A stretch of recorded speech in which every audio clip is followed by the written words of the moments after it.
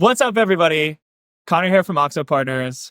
Last week, I was catching up with a client of ours. We're building a financial model for their Series A, and he's asking me, Connor, how much should I even raise? How much cash do we need? How much do you think the market will support? What should I go out and tell investors? How should we talk about it? What should we show in the model? And I was talking to him, and I'm like, it's a pretty difficult question to ask, actually, for a lot of founders. There's early on, oftentimes kind of a set standard amount that people will raise, like it might be 500K or it might be $2 million. And the more you grow, the more you get into larger and larger rounds, Series A, Series B, Series C rounds, that answer is not so clear anymore. And so today we're going to talk through a couple of the different ways that we think about how much cash you should raise and the implications of that on your business now in the immediate term, in the next 6 to 12 months operationally, and longer term as you think about raising more capital in the future and how people will view some of the terms and conditions and valuations that were set during your earlier rounds. We'll start with your near-term considerations. The first answer is, ideally, you can raise enough that you never need to raise ever again. And the longer-term considerations aren't so important, and you're off to the races, and the business takes off, and you retain so much more of the ownership for you and for the existing shareholders. Now, in reality, we all know that it doesn't always work out that way. Hardware is super expensive, software is super competitive, and consumer businesses need to spend a lot of money on sales and marketing to compete. So that brings us to the next point of discussion. In the event you are going to have to raise again, you want to have enough cash on the books to meet the next important milestone. Oftentimes we think about that in 12, 18, 24-month increments. But you also want to have some cushion. This is super, super important because when you're going out to talk to investors and you only have 1, 2, 3 months of cash runway left, they're going to look at the business a little bit more skeptically. They're going to want to make sure you can fill an entire round and that they're not going to put capital out that's basically just going to get burned away and the company's going to disappear. They're also, like all humans, going to recognize that they have a little bit more leverage in the situation because you're desperate to get that cash in the door as quickly as possible. So what is the right amount of cushion?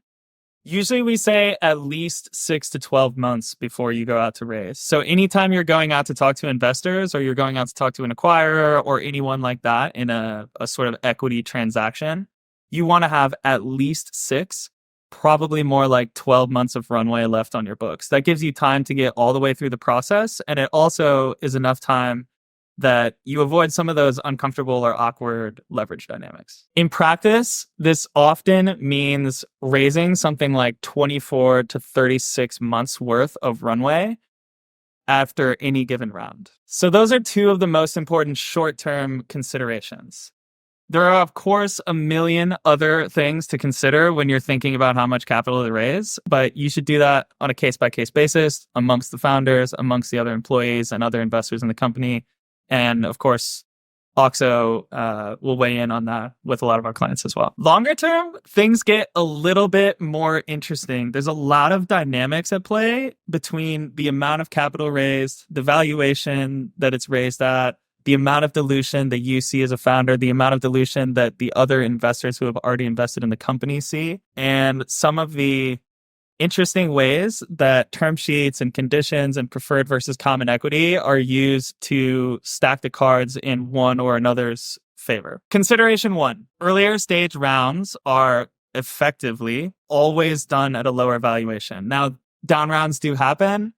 They're infrequent, and it's usually not a good sign when they do. Sometimes it's market forces, sometimes it's the company, but regardless, it's not the best signaling. So consideration 1 is that raising larger amounts of capital in earlier rounds typically results in more dilution for your existing shareholders and for the common equity, just as a result of the lower valuations that you're raising at. Okay, so you're thinking, well, then just raise at a huge valuation and we're totally good, right? 1, if it's possible, yes, you usually want to raise at a higher valuation, but sometimes it can come back to bite you as well. Let's take the 2020, 2021 era in venture as an example. Lots of people are raising money. They're doing it at huge valuations. There's tons of new venture investors chasing deals. And as a result, when the market turned back towards normalcy, or what some people are calling a down market now, these higher valuations made it harder for people to raise capital because going out, they would have to do what's called a down round, like we talked about before. Basically, the valuation from your seed or your Series A was actually higher than what you're raising out at now your Series A or your Series B. And this is not a good situation for your existing shareholders. Down rounds are horribly dilutive, and they're kind of a bad signaling problem to the other investors that you're raising from, which basically just means raise at reasonable valuations throughout the entire life cycle. Raise at a valuation that's reasonable for the company today and that leaves a little bit of upside for the future shareholders to enjoy. They're taking this early risk and bet on your company, and they want to see that as the company continues to mature, the valuation is going up and they're being rewarded for being longer and at a higher risk point on the ride with you. And that brings me to my final consideration for this video.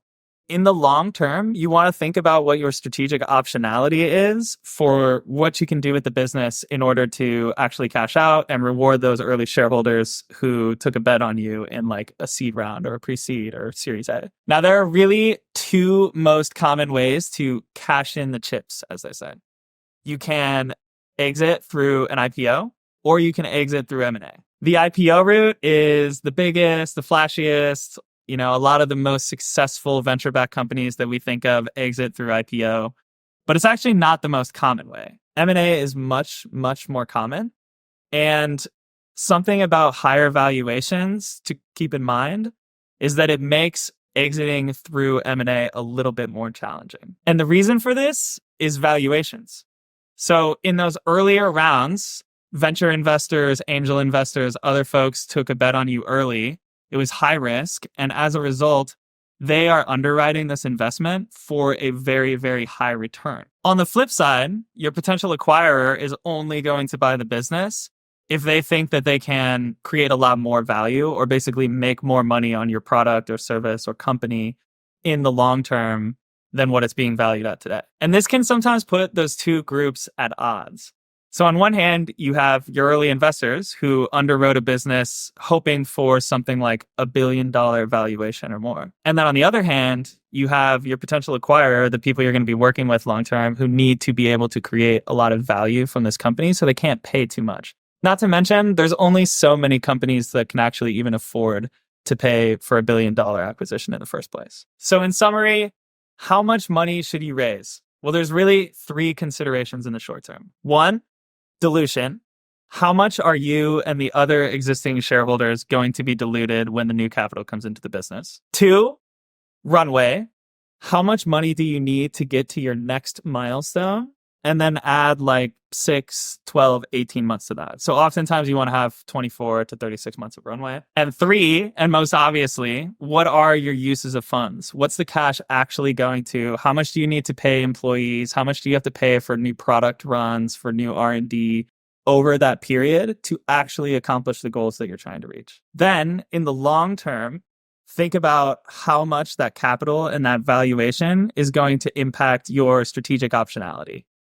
What can you raise out in the future? Do you think you'll be able to reach that valuation? And if you're going to exit, what does success look like to you and to the other investors? Does it need to be $1 billion exit? Or if you've only raised like a seed round and the valuation was only $10 million or something like that, then maybe you can actually exit at $100 million or $200 million or a $500 million acquisition.